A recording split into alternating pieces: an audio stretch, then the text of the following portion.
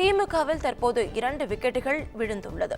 இன்னும் பல தலைகள் வருங்காலங்களில் உருளும் என பாஜக மூத்த தலைவர் எச். ராஜா தெரிவித்துள்ளார்.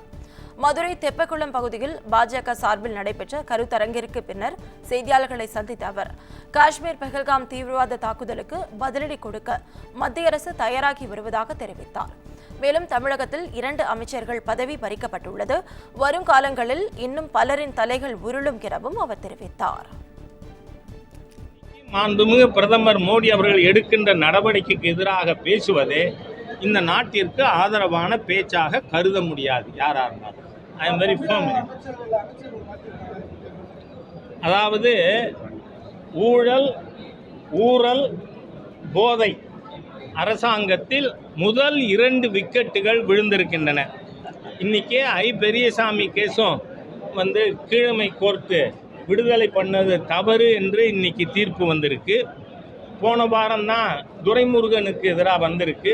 அதனால இன்னும் பல தலைகள் உருளும். பார்த்து ரசிப்போம்.